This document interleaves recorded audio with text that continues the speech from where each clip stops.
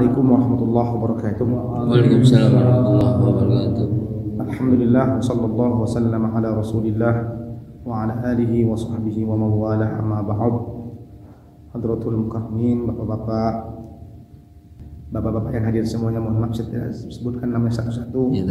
Namun mudah-mudahan kita semua senantiasa diberikan kesehatan oleh Allah Subhanahu wa taala, panjang umur dan taat kepada Allah Subhanahu wa taala. Alhamdulillah, ini malam saya dikasih tugas dari kemarin sama saya punya kawan Bapak Kiai Haji Dedi Mukhtar. Beliau bilang malam ini suruh di Masjid Violet katanya coba terangkan tentang apa namanya sekitar permasalahan khutbah Id, salat Id dan khutbahnya. Jamaah yang dirahmati oleh Allah Subhanahu wa taala, sebelum kita masuk kepada tema, perlu diketahui bahwa tidak dipungkiri bahwa dalil yang pegangan seluruh umat Islam itu pasti kembali kepada Quran dan hadis. Itu semua, tidak bisa nolak itu siapa saja. Mau yang ahlus sunnah, mau yang wahab, semuanya pasti ngakunya Al-Quran dan sunnah, semua itu. Tetapi permasalahannya, pertanyaannya, apakah semua orang bisa menggali hukum dari Quran? Ya kan? Apakah semua orang bisa menggali hukum dari hadis? Kan begitu permasalahannya. Oleh karena itu, maka muncullah yang disebut dengan mazhab. Kenapa muncul mazhab itu? Mereka adalah orang-orang yang hak, yang berhak dengan keilmuannya beristimbat, ya, menggali hukum dari Quran dan hadis. Ya, sebab menggali hukum dari Quran dan hadis itu bukan perkara mudah, dibutuhkan banyak perangkat. Ya, di samping memang pertama harus hafal Quran.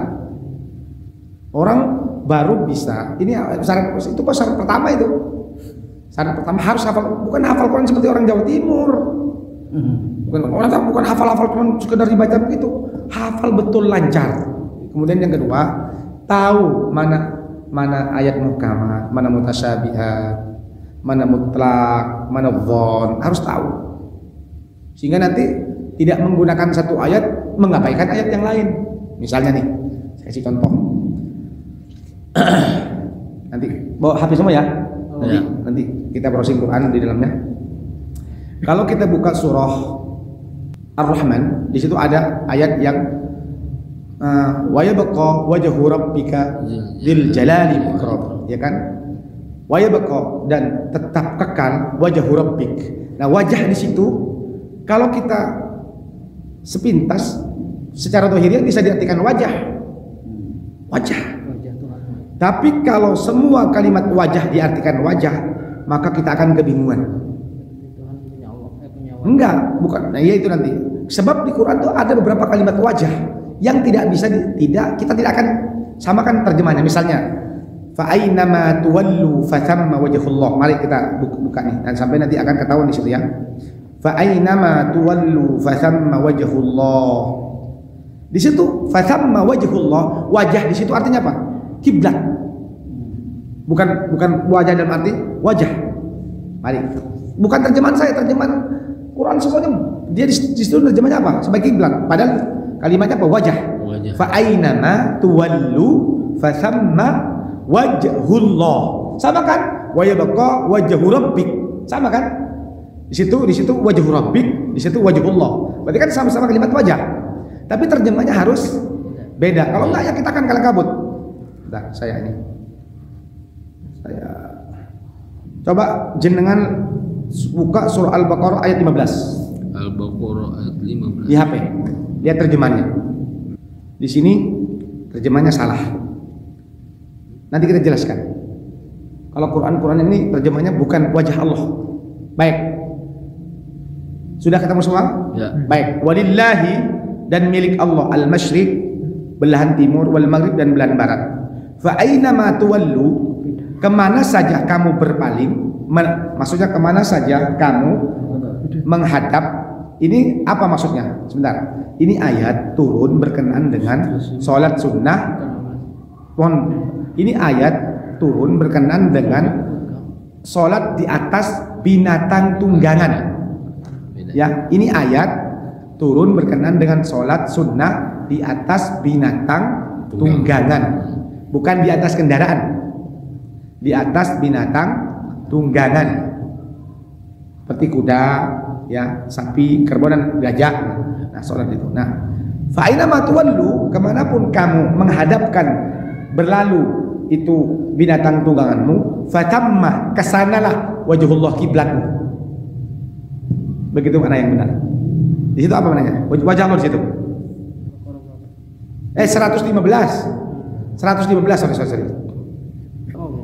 Iya. Padahal kalau sampai lihat tafsir apa saja, Anda bisa nolak ini. Karena ini yang dimaksud adalah tentang walillahil masyriqu wal maghrib. Kemanapun, walillahi, dan milik Allah, al masyriqu itu maksudnya. Ini ayat berkenaan dengan apa? Ini ayat berkenaan dengan sholat sunnah di atas binatang tunggangan. Jadi dulu disyariatkan. Ini faedahnya banyak buat kita. Kalau kita sholat sunnah, boleh pertama kali menghadap kiblat. Pertama kali harus menghadap kiblat. Pertama kali binatang tunggang kita dihadap, kita takbir Allahu Akbar. Setelah itu kemanapun binatang tungganganmu berlari, ke sana kiblat. Itu maksudnya. Wajhullah itu maknanya apa? Kiblat. Kemanapun kuda kita berlalu, ke sana lah, nggak ada masalah. Ini juga kemudian di kitab-kitab fikih dijelaskan semua yang paham ilmu fikih bahwa sebenarnya tidak ada sholat wajib duduk di atas kendaraan, kemudian tidak menghadap kiblat, kemudian apa namanya tayamum dengan kursi. Dari mana itu? Sampai botak tidak akan ketemu di Quran apa di kitab-kitab hadis itu. Itu modifikasi zaman sekarang itu. Jadi syarat pertama, sholat sunnah. Sholat sunnah itu boleh di atas binatang, bukan di atas kendaraan. Kenapa? Karena di atas kendaraan kita bisa sholat. Kenapa kalau sampai bisa sholat duduk? Kalau sholat sunnah, meskipun sampai bisa, sholat duduk pun boleh. Baru tahu? Sholat sunnah meskipun sampai kuat, sampai duduk tidak masalah. Kalau kita dulu pesantren kan curang-curang tuh. Kalau imamnya, kita sholat duduk kita, nanti bangun lagi ngopat gitu. Sholat, makanya al-qiyamu lil qadiri itu bagi sholat wajib. Berdiri bagi yang mampu, bagi sholat dalam sholat wajib. Tapi kalau sholat sunnah tidak masalah. Kalau jenengan sholat malam capek, duduk tidak masalah. Baru tahu yang ini. Iya. Allahu Akbar. Jadi sholat sunnah apa saja nih yang disyaratkan berdiri dengan harus berdiri kalau mampu itu sholat apa? Sholat wajib atau sholat enggak? Nah, dalam sholat sunnah seseorang boleh sholat di atas binatang tunggangan dengan syarat pertama kali harus menghadap kiblat. Ya, setelah itu fasamma wajhullah, kemanapun binatang tungganganmu berlalu, kesanalah kiblatmu.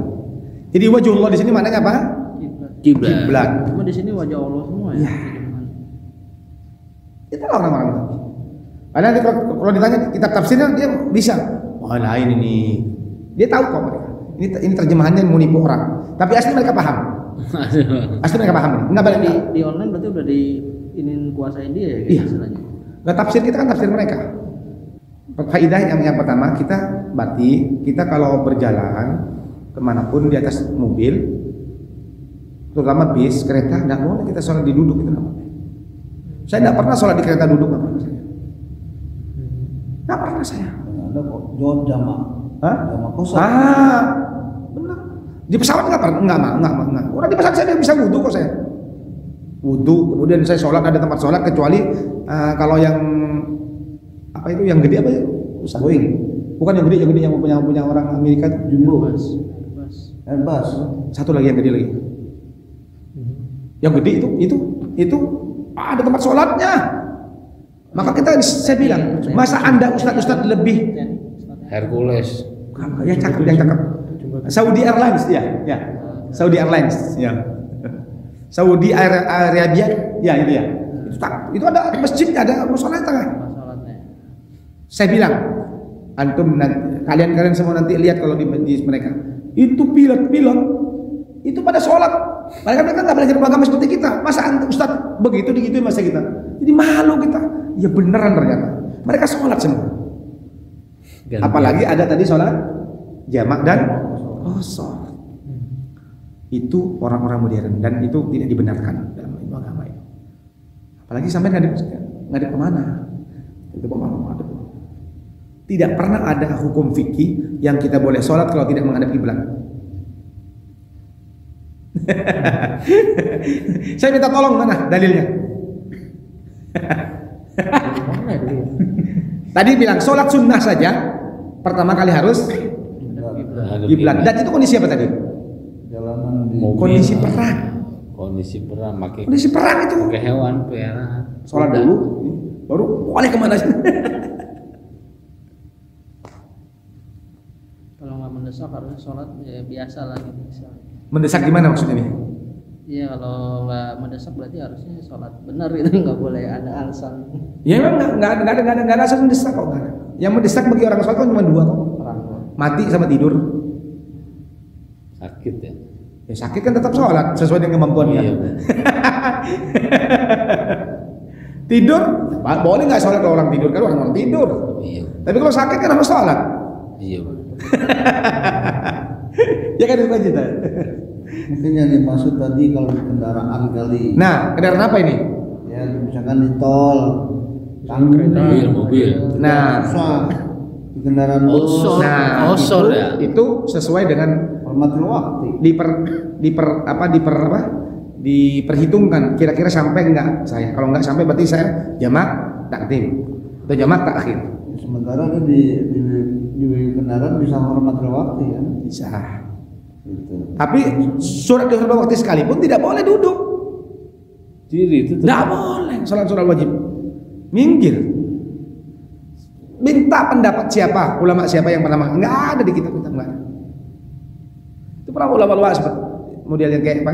Kayak ya sudah meninggal orangnya, kayak orang-orang mereka yang baru-baru nongol, bukan ulama-ulama dulu. Enggak pernah. Padahal mobil itu lebih enak dibandingkan dengan kereta. enggak, dengan sapi kan, dengan Kendaraan ya. Iya kan?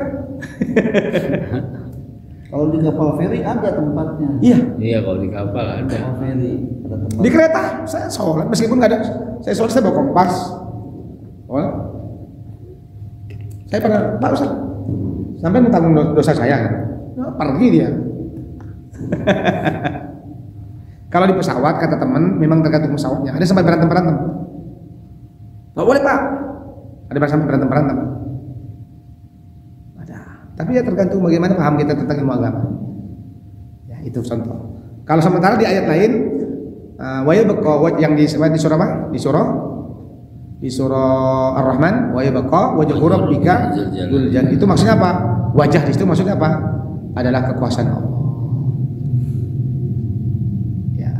Jadi di sini kemudian nanti muncul yang namanya ijtihad, baik ijtihad dalam makna maupun ijtihad dalam hukum. Maknanya pun kita tidak boleh serampangan, apalagi hasil hukumnya. Ya, maknanya tidak boleh serampangan, apalagi hasil hukumnya. Baik, kita buktikan lagi. Liqa'ah. Betapa banyak orang salah memaknai liqa'. Faman kana yarju liqa'a rabbih falyamal amalan. Apa itu? Surah akhir surah Al-Kahfi. Al-Kahfi itu orang yang ingin bertemu dengan Tuhanmu. Padahal liqa' itu dalam bahasa Arab artinya 3. Bisa bermakna al-maut, mati, ya, bisa bermakna ats-tsawab, pahala. Gitu. Itu. Faman kana yarju liqa'a, orang yang mengharapkan pahala dari Allah, gitu maksudnya. bukan orang yang ingin bertemu dengan Allah, bukan.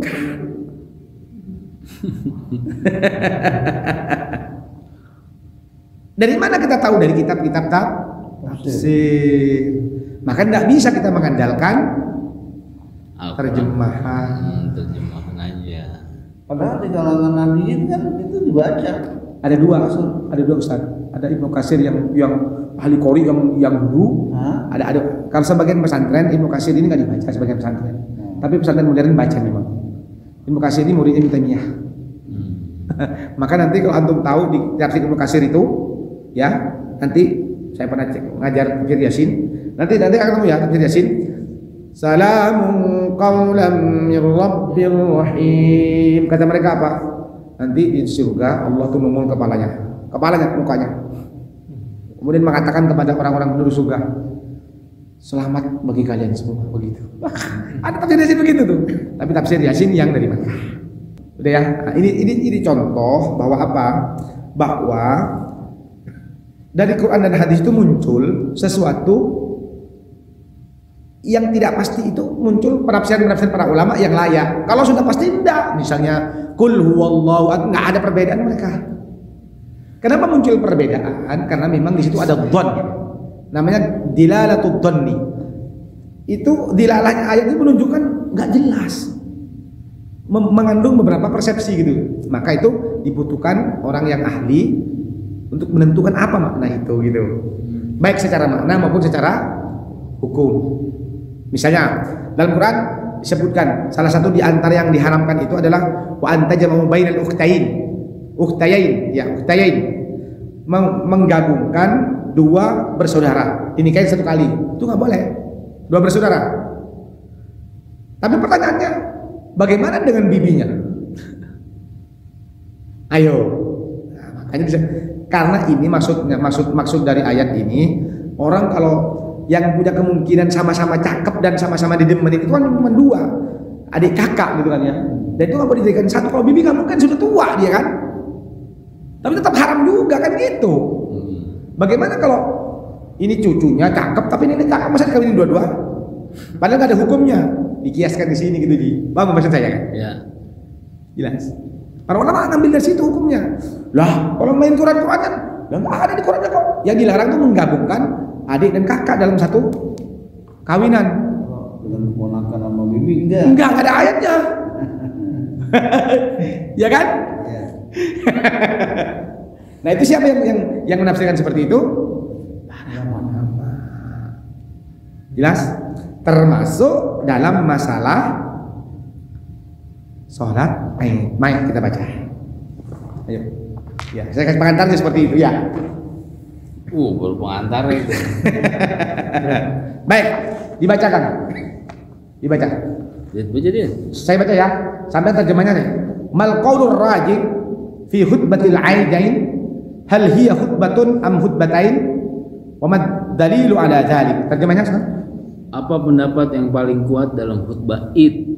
Apakah satu kali khutbah atau dua kali? Iya. Dan apa dalilnya?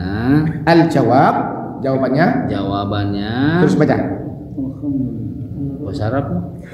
Langsung aja kali ya. Langsung ya. Menurut jumhur ulama 4 mazhab dan selain mereka bahwa khutbah dalam sholat Id itu 2 kali khutbah. Keduanya dipisah dengan duduk sebagaimana dilakukan dalam khutbah sholat Jumat. Oke. Dalam 4 mazhab jumhur ya. Dalam 4 mazhab itu sholat Id itu 2 khutbah. 4 mazhab itu siapa? Ya Imam Abu Hanifah, Imam Malik, Imam Syafi'i, Imam Ahmad.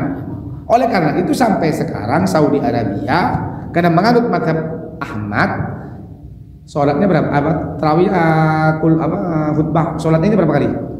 2 khutbah. Sebagaimana Anda protes-protes tentang sholat tarawih harus 8, tapi di sana berapa? 20.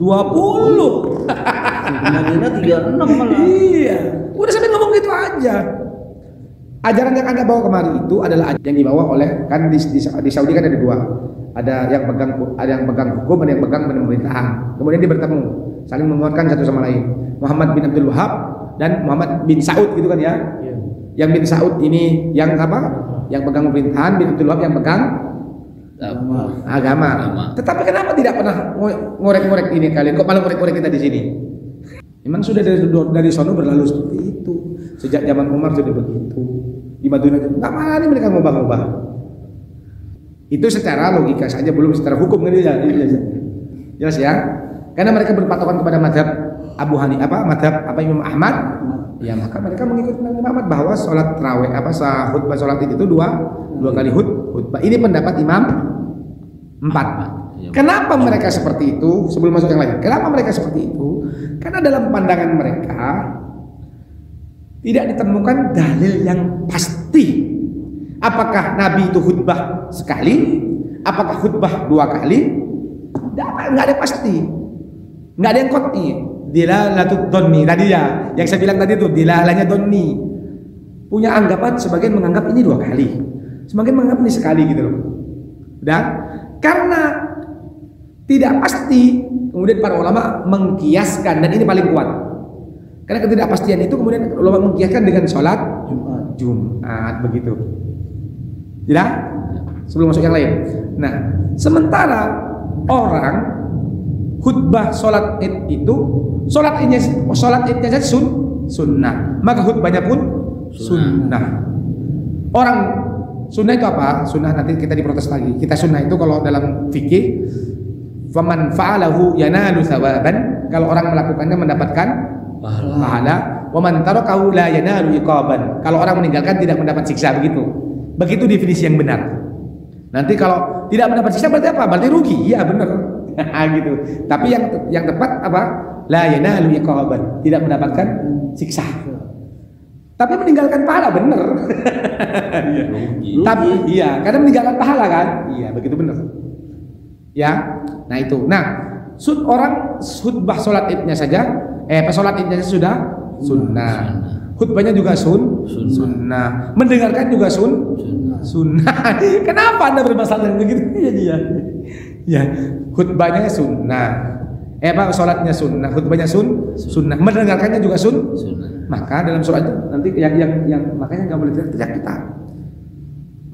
Saya mau khutbah kata Nabi. Nanti yang mendengarkan silakan dengarkan, yang tidak dengarkan silakan pulang. Begitu. Maka nggak boleh bentak-bentak itu. Kalau Anda mau bicara sunnah Nabi, mari kita buktikan. Apakah Anda konsisten dengan sunnah Nabi? Apakah ada dalam sunnah Nabi dipisah antara imam dan makmum? Dengan khotib? Nabi yang khotib, Nabi yang imam. Pernah Nabi nyuruh Nabi khotib, yang lain imam? Dan itu tidak, ya sunnahnya seperti itu. Tapi Anda nggak praktekkan Anda. Seringkali yang khotib siapa, ya imam siapa. Itu sudah tidak sunnah itu. Ayo, kalau mau sunnah yang sesuai dengan hadis, imamnya yang khotib. Itu hadisnya begitu kok. Tapi mereka enggak kan? Karena ada di kalangan mereka yang bisa ceramah tapi bacanya jelek ada.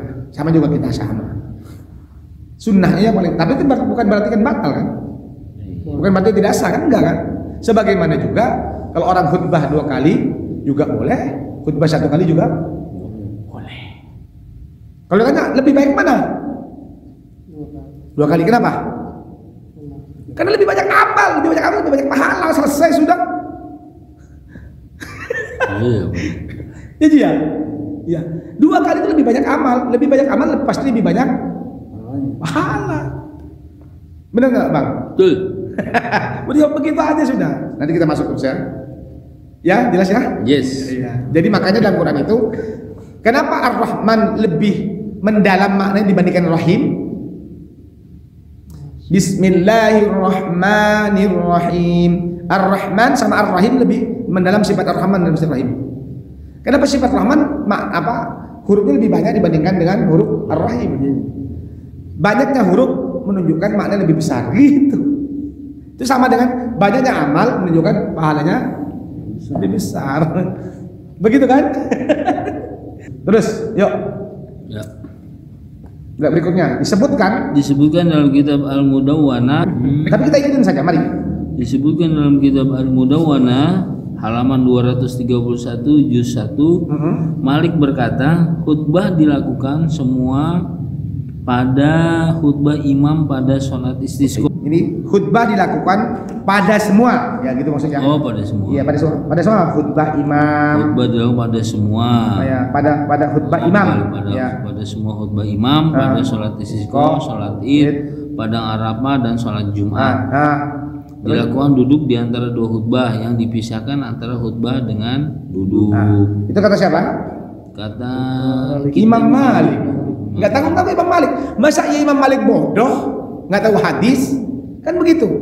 Masa ya Imam Malik yang perawi hadis kedua setelah Imam Abu Hanifah kan, pertama kan Ibu Hanifah kan ya, kemudian kan Imam Imam Malik. Masa Imam Malik nggak tahu kalau ada hadis yang menunjukkan bahwa Nabi sholat sunnah, sholat Id itu cuma satu kali khutbah? Masa Imam Malik nggak tahu? Ya nggak mungkin lah. Pasti menurut pandangan Imam Malik ini nggak pasti ini gitu loh. Karena nggak pasti sehingga dikias ke sholat. Begitu dalam mazhab Syafi'i. Ya, lanjut. Menurut Asy-Syafi'i saya Imam Syafi'i. Ya. Imam Syafi'i berkata dalam Al-Um halaman 272 juz 1 dari Ubaidillah bin Abdillah bin Utbah berkata, yang sunnah berkhutbah bagi imam sholat id dan dengan dua khutbah yang dipisah di antara keduanya dengan duduk. Imam Syafi'i berkata demikian juga pada khutbah istisqa, khutbah kusuf dan khutbah haji dan semua khutbah jemaah. Ya, maksudnya semua khutbah yang ada khutbahnya gitu kan. Siapa yang mengatakan? Imam Syafi'i. Coba Pak ya. Masa Imam Syafi'i nggak tahu hadis? Padahal semua hadis melewati Imam Syafi'i. Semua hadis yang diriwayatkan oleh Bukhari dari Imam Syafi'i dulu. Karena Imam Bukhari muridnya Imam Syafi'i. Masa Imam Bukhari nggak tahu hadis? Berarti dalam pandangan Imam Syafi'i tidak sebagaimana di mana dianggap bodoh seperti mereka.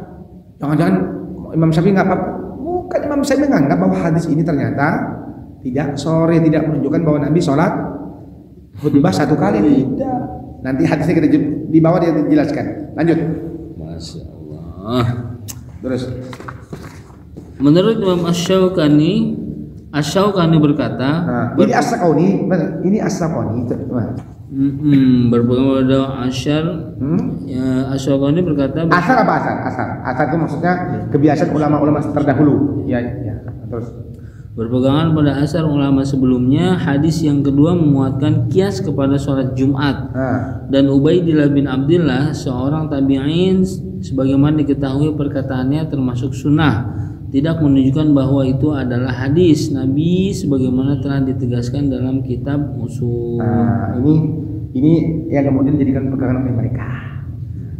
Menurut As-Sakauni, perkataan Imam Syafi'i yang mengatakan sunnah hukumnya khutbah 2 kali itu masuk, kata dia itu tidak berdasarkan hadis Nabi, kata dia itu. Dia ngenyi Imam Syafi'i. Coba berani kok bisa? Sampai mana sih standarnya, kebiasaannya, ya ilmunya? Masa dia sama Imam Syafi'i? Jauh. Tapi dia mengatakan itu Syafi'i mengatakan seperti itu tidak berdasarkan hadis itu. Padahal kita tahu kan itu tabi'in, bukan apa? Bukan sahabat kan. Tabi'in kan tidak melihat langsung perbuatan Nabi. Yang melihat langsung perbuatan Nabi kan sahabat begitu maksudnya. Sahabat. Tetapi kan ada hadis lain yang dianggap oleh Imam Syafi'i, oleh Imam Malik bahwa itu tidak menunjukkan kepada khutbah sekali, justru menunjukkan khutbah 2 kali begitu terus. Tapi nanti di ujung di akhirnya nanti ujung-ujungnya ini masalah ijtihad dia. Ya tergantung imam bagaimana pandangan imam sendiri. Gitu nanti di belakang begitu. Lanjut. Dan telah diriwayatkan dalam duduk antara dua khutbah dalam sholat id adalah hadis marfu riwayat Ibnu Majah yang di dalam sanadnya terdapat Ismail bin Muslim perawi dhaif. Nah, yang seperti ini kan kadang-kadang oleh sebagian ulama disahihkan, tapi sebagian ulama didhaifkan. Nah, kadang ini jadi masalah. Padahal menurut yang lain sahih. Terus lanjutkan. Nailul Autor itu kita apa itu? Ya, kita fikih. Kita fikih dari mazhab As-Saqani tadi. As-Saqani itu. Iya. Terus. Dan hadis Ibnu Majah riwayat Jabir dikelompokkan oleh Albani sebagai hadis dhaif nyail Ibnu Majah dan dia mengatakan itu hadis Coba kita lihat katanya hadis yang ditaruh di Ibnu Majah dhaif. Ibnu Majah mengatakan dhaif. Tetapi masa iya standarnya lebih tinggi standarnya Albani dibandingkan standar Ibnu Majah? Itu pun perlu diteliti apa benar dhaif. Nah, oleh karena itu jangan kaget-kaget nanti kalau ada orang dhaif kata siapa? Datangkan kepada saya kitab yang asli dari ulama-ulama yang terpercaya. Imam Bukhari, Imam Muslim gitu loh. Ya. Jadi jangan kalau nanti sampean baca buku. Sampean kalau sakit boleh selonjor, aman kan? Ya. Ya, lanjut. Yuk. Sedikit kok ini cuma berapa ribu. Berkata dalam Aunil Ma'bud, Nah, An-Nawawi berkata dalam nah ini sekarang ini. Al-Imam An-Nawawi. Ya, dalam kitabnya Aunil Ma'bud terus. An-Nawawi berkata dalam kitab Khulasah. Khulasahnya apa yang telah diriwayatkan oleh Ibnu Mas'ud bahwa dia berkata yang sunnah dalam khutbah Id 2 kali khutbah dipisah antara keduanya dengan duduk adalah hadis doif yang terputus dan tidak ada satupun riwayat yang pasti tentang ketentuan khutbah. Nah, itu kata siapa? Kata siapa itu? Kata Imam Nawawi. Yuk. Terus Yang paling kuat dalam hal ini adalah mengkiaskan kepada sholat Jumat. nah, itu yang tadi saya jelaskan. Jadi menurut para ulama nggak ada yang pasti memang. Kelihatannya satu, tapi ada yang melihat dua. Gitu. Karenanya yang paling pas adalah dikias kepada sholat Jumat. Nanti kata memang Al-Imam An-Nawawi mengatakan dalam kitab Khulasahnya bahwa hadis-hadis yang menjelaskan tentang khutbah Id tidak ada yang pasti. Mengandung beberapa kemungkinan Nabi lihat. Nanti saya jelaskan bagaimana kemungkinannya itu terus dulu yuk. Maka dihasilkan dari hal itu bahwa sandaran dua khutbah itu Ini kata mereka ya, kata mereka ini Ya. terus. Sandaran dua khutbah itu adalah hadis Ibnu Majah dan Asyar Ibnu Mas'ud. Nah, ya itu ya. Jadi ini menurut kita khutbah 2 kali itu bersandar kepada siapa? Hadis Ibnu Majah yang kata mereka dibilang dhaif. Yang Asar Ibnu Mas'ud yang kata mereka itu bukan hadis. Itu perbuatan para sahabat kata mereka begitu. Mungkar. Terus. Asyar Ubaidillah bin Abdillah bin Utbah. Nah, kata dia mereka, ini bukan hadis katanya. Ini tabi'in kata dia. Terus. Kias terhadap sholat Jumat. Nah, ini yang dianggap kuat oleh mereka. Terus. Ya, mereka Utsaimin saja mengatakan, perhatikan coba. Utsaimin menyebutkan bahwa perkara ini adalah yang keempat dan dia berhujah dengan itu dan dia berkata. Jadi menurut Utsaimin yang benar yang keempat adalah khutbah 2 kali tapi dikiaskan kepada sholat Jumat gitu ya. Terus.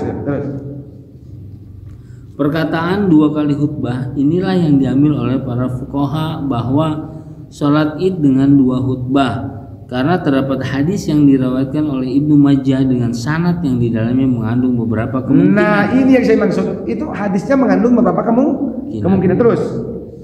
Zahirnya bahwa Nabi berkhutbah 2 kali. No, Pak, secara zahir Nabi berkhutbah 2 kali memang. Maka para ulama menganggap itu zahir 2. Terus. Dan orang yang berpandangan bahwa sunnah Nabi yang disepakati dalam Sahihain, Sahih itu maksudnya Bukhari dan Muslim. Ya, terus. Dan lainnya bahwa Nabi tidak berkhutbah kecuali hanya sekali. Udah. Jadi ada kelompok pertama yang menganggap bahwa hadis itu Nabi khutbah 2 kali. Ada kelompok 2, Nabi tidak berkhutbah kecuali sekali dengan penjelasan begini. Terus. Tetapi setelah selesai khutbah yang pertama, Nabi menghadap ke arah para wanita dan memberikan nasihat kepada mereka. Nah, itu kan dohir-dohirnya gitu. Dalam hadis ini Ustaz Ali, setelah khutbah pertama Nabi selesai, kemudian Nabi turun, datang ke wanita.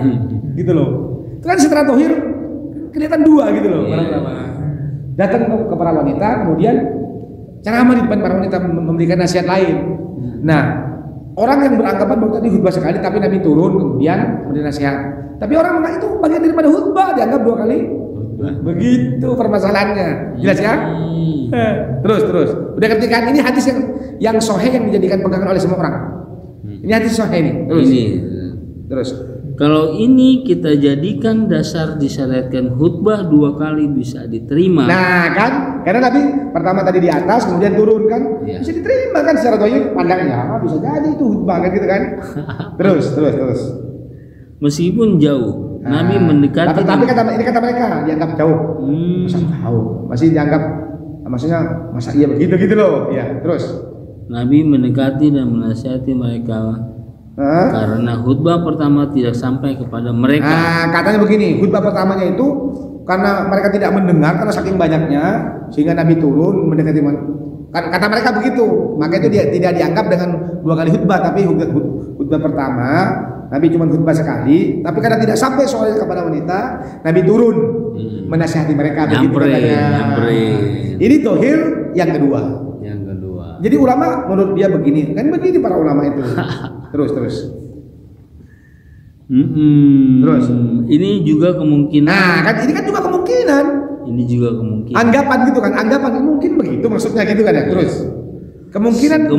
Kemungkinan lain bahwa nasihat Nabi sudah terdengar oleh kaum wanita. Hanya saja Nabi ingin mengkhususkan kepada mereka dengan beberapa nasihat. Karena inilah disebutkan mereka dan memberikan beberapa nasihat kepada mereka secara khusus. Nah, jadi kan ada 3 masalah dalam satu hadis. Pertama, dianggap Nabi khutbah 2 kali. Yang kedua, Nabi dianggap khutbah sekali. Kemudian Nabi turun ke kelompok wanita karena Nabi suaranya tidak sampai. Yang ketiga, mungkin Nabi suaranya sampai kepada mereka, tapi mungkin Nabi ingin memberikan nasihat khusus kepada wanita. Berarti kan ini sudah dugaan-dugaan semua kan? Iya benar. Ini kan dugaan belum pasti, makanya dari situlah kemudian para mujtahid berbeda pendapat. Bukan ente mujtahid. Iya. Ya, Betul. hadisnya begitu memang merepotkan. Terus, yo. Secara khusus, sebuah komisi fatwa ditanya, apakah dalam khutbah Id ada duduk di antara 2 khutbah? Itu komisi fatwa di sana ya, di Saudi ini. Ini punya orang Saudi semua ini, bukan punya kita. Makanya kita ikutin mereka aja yuk. Khutbah sholat Id hukumnya sunnah dilaksanakan setelah sholat Id berdasarkan hadis Nasai, Ibnu Majah dan Abu Dawud. Intinya khutbah sholat Id itu sunnah, baik sekali maupun 2 kali. Artinya ada khutbahnya gitu intinya ya. Ya. Sunnah. Berarti kalau nggak khutbah, bapak boleh. Iya. Katanya nggak boleh nggak apa-apa katanya. Terus lanjut. Terus. Dan disyariatkan bagi orang yang berkhutbah 2 kali dalam sholat Id untuk memisahkan di antara 2 khutbah dengan duduk sebentar, sebagaimana sholat Jumat berdasar hadis riwayat Syafi'i dari Ubaid dan Abdillah. Nah, ini kan hadisnya diriwayatkan oleh Imam Syafi'i. Imam Syafi'i meriwayatkan. Masa iya sih Imam Syafi'i sebodoh itu sampai meriwayatkan hadis yang sholat ini 2 kali dianggap batal oleh mereka? Bilang, saya ikut Imam Syafi'i. Ya, lanjut. Ini lagi terus. Dan sebagian ulama berpendapat bahwa dalam sholat Id hanya ada 1 khutbah. Nah, sebagian ulama, tidak semua. Karena tadi disebutkan di depan apa? Jumhur ulama itu menetapkan 2 khutbah. Sebagian ulama 1 khutbah. Berarti ikut yang mana? Itu jumhur. Meskipun begitu nggak usah ngotot dalam masalah begini. Ya sudah diikuti kesepakatannya aja. Iya. Ya, terus. Kalau saya khotib sekali itu bingung di atas saya. Bingung saya. Gak ada istirahatnya. Iya bingung. Nyusun berhentinya itu sama doanya tuh Ji. Ngeremnya susah. Terus dia menjawab yang masyhur di kalangan fuqaha bahwa khutbah Id 2 kali berdasar hadis doif. Tetapi dalam hadis yang disepakati hadis kesohihannya bahwa hanya berkhutbah sekali, dan pembahasan dalam masalah ini panjang dan ini pendapat mereka nih. Sesungguhnya masalah ini termasuk dalam permasalahan ijtihad yang kupasan. Nah terakhir kan sudah kan ya ini perkataan siapa ini? Ini perkataan orang-orang mereka. Yuk terus. Sesungguhnya sangat luas. Sesungguhnya masalah ini termasuk dalam. Sesungguhnya masalahnya termasuk dalam permasalahan ijtihad. Coba itu. Jadi soal ini permasalahan ijtihad, bukan hanya sekedar hadis. Karena hadisnya tadi mengandung banyak kemungkinan yang menganggap doi mereka yang menganggap bodoh mereka. Tapi menurut para ulama hadisnya mengandung beberapa nador. Nador itu kemungkinan Nabi khutbah 2 kali, kemungkinan Nabi khutbah sekali, kemungkinan Nabi apa, kemungkinan itu karena tidak pasti itulah kemudian dikiaskan kepada sholat Jumat. Siapa yang mengatakan ini? Para ulama jumhur. Iya, siapa tadi? Siapa tadi? Al-Imam An-Nawawi dalam kitab Ulasahnya. Termasuk siapa lagi tadi mengatakan? Al-Imam Malik. Iya kan tadi kan ya? Oh, iya. Termasuk siapa tadi? Imam Syafi'i. Imam Syafi'i tidak ikut-ikutan yang mengatakan tidak jelas karena Imam Syafi'i lebih dulu. Maksudnya kenapa sampai Imam Syafi'i seperti itu? Maka dijawab oleh Imam Nawawi. Karena tidak jelas itu loh. Ya nggak mungkin kan Imam Syafi'i bodoh gitu. Kalau memang ada hadisnya jelas Nabi khutbah sekali, lalu kemudian Imam Syafi'i sampai menetapkan khutbah 2 kali itu dari mana? Masuk akal nggak? Nah, Imam Malik, saya tanya, Anda paham Imam Malik nggak? Tahu nggak siapa Imam Malik? gitu. Iya. Dia itu disebutkan bintangnya ulama. Gurunya Imam Syafi'i. Iya, bahkan mereka paham saling alimnya Imam Malik itu. Apa kira-kira Imam Malik itu tidak tahu hadis? Bahkan Imam Malik tahu kalau itu ada hadis sahih, sampai-sampai Imam Malik mengatakan sunnah khutbah 2 kali. Apa masuk akal? Ada hadis sahih yang menjelaskan bahwa sholat id itu khutbahnya sekali. Dan Imam Malik tahu itu. Tapi kemudian mengatakan khutbah 2 kali gitu. Masuk akal nggak? Enggak. Berarti menurut pandang Imam Malik ini hadisnya mengandung banyak kemungkinan. Oh, kemungkinan. Makanya beliau menetapkan 2 kali berdasarkan Kias. Itu saja. Iya benar. Udah. Jadi ini permasalahan yang luas. Terus lanjutin terus ujung selesainya tuh. Terus. Sesungguhnya lanjut ya. Ini. Ya. Dan tidak nas yang detail. Dan tidak ada itu ada dan tidak ada nas gitu ya. Dan tidak ada nas. Nas itu maksudnya apa? Nas itu maksudnya ya hadisnya gitu. Yes. Ya. Dan tidak ada nas yang detail dan rinci dalam masalah Coba ini. Dia ngomong sendiri tuh. Tidak ada nas, tidak ada hadisnya yang detail, tidak ada yang rinci. Berarti kan memang nggak bisa dipastikan juga gitu ya. Walau secara johir Nabi berkhutbah hanya sekali. Nah, kita digiring lagi sama dia tuh. Katanya tadi kan tidak ada yang pasti, tapi dohirnya begitu dia. Kita digiring lagi. Terus. Hanya sekali, maka seorang mujtahid hendaknya mengambil yang paling dekat dengan sunnah sesuai interpretasinya. Nah, jadi ini penafsiran saya menurut Imam Malik sunnah ikut Imam Malik. Iya. Ini interpretasi Imam Syafi'i begitu loh. Ini interpretasi Imam An-Nawawi begitu. Yang gawat itu kalau ada sekarang yang tidak sampai derajatnya kepada mereka menginterpretasi ayat hadis itu loh. Yang kita mudah-mudahan dijauhkan dari mereka.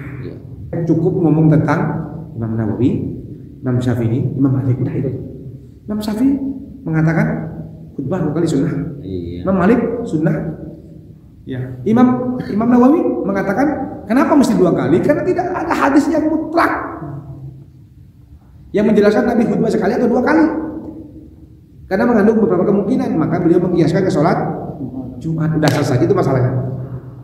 Betul. Ya. Masya Allah.